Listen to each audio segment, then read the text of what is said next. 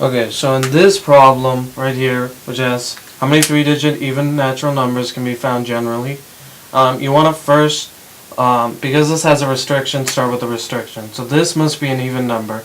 So you know it can be 2, 4, 6, 8, or 0. So then that means that has 5. Next you can go back, these don't have to, and go here. Now this can't be 0. It can only be 1 through 9 because it's a three-digit even natural number. So this is 9 possibilities. And this can be anything. So this has 10 possibilities. So therefore you get 450. Now, how many three-digit integers with no repeated digits are there? Now this is an interesting one. So right away, you know that there can be, you see the restriction right there. So it has to be odd, so it can be 1, 3, 5, 7, or 9. That leaves you with 5. Now it says no repeated digits. Now you know it can't be 0, but now that you've picked a number, it can't be that number. So then you have 8 possibilities here. And because of that, now you've, this, which could originally be 0, 10, now cannot be these two numbers. So it's 8 possibilities here, and you get 320.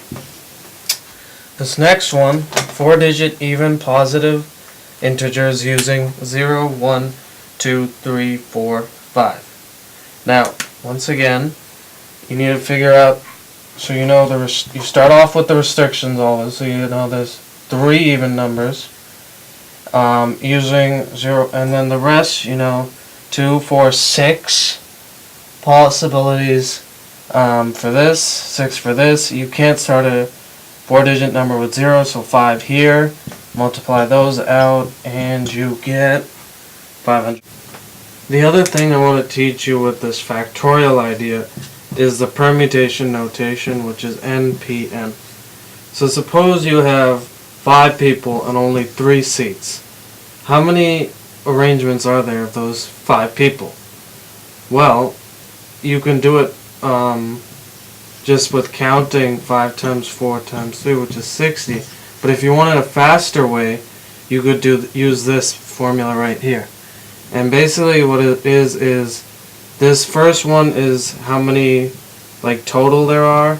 And the final concept in this permutation thing is what happens with permutations that have repeated elements. So if I said find the row permutation for set A, B, B, B, C, C, C, D.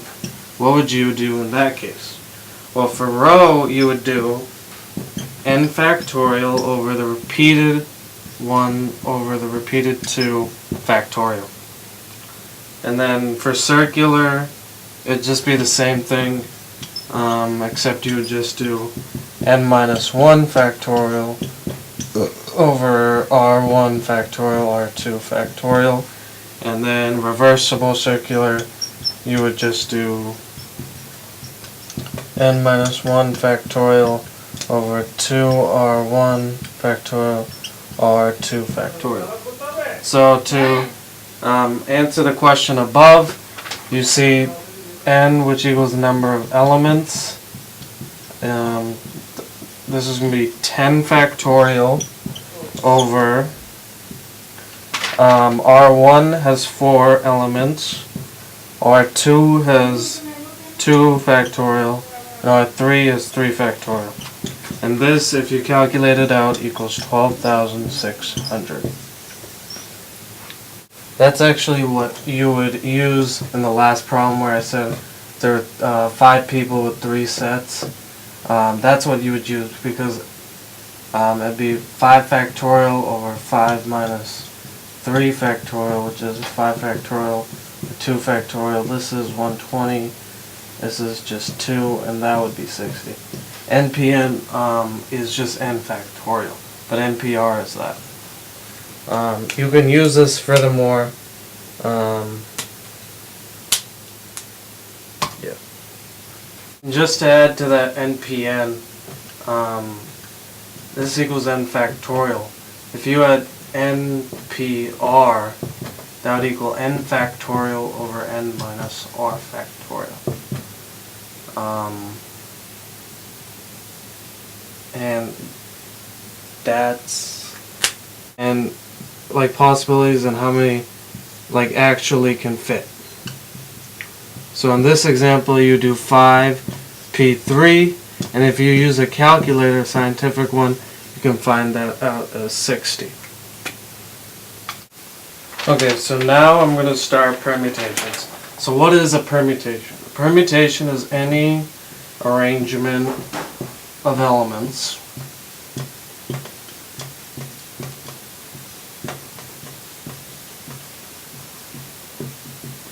in a set in a particular order.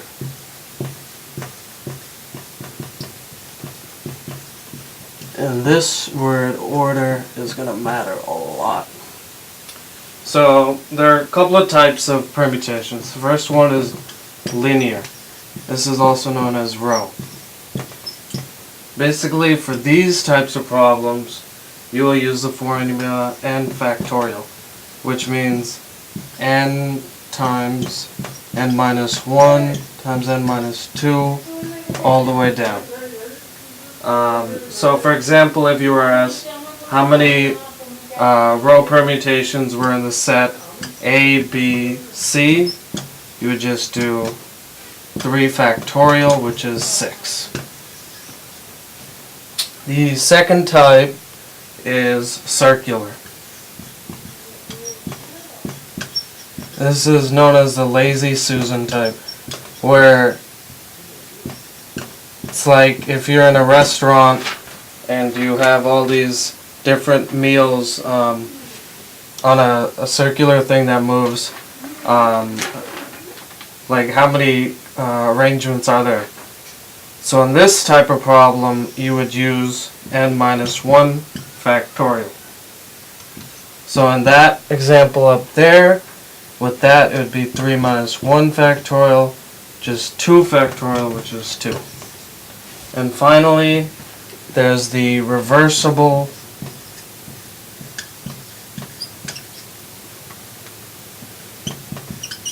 circular. And this is the bracelet or keychain problem. And in this type of problem, you're going to do n minus 1 factorial divided by 2. So if you go back to that one, it would just be 1.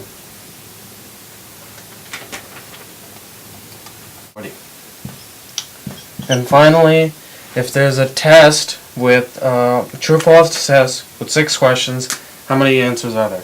Well, so each one has 2 possibilities, true-false, and you have 6 of them, so it's basically 2 to the 6, which equals 32.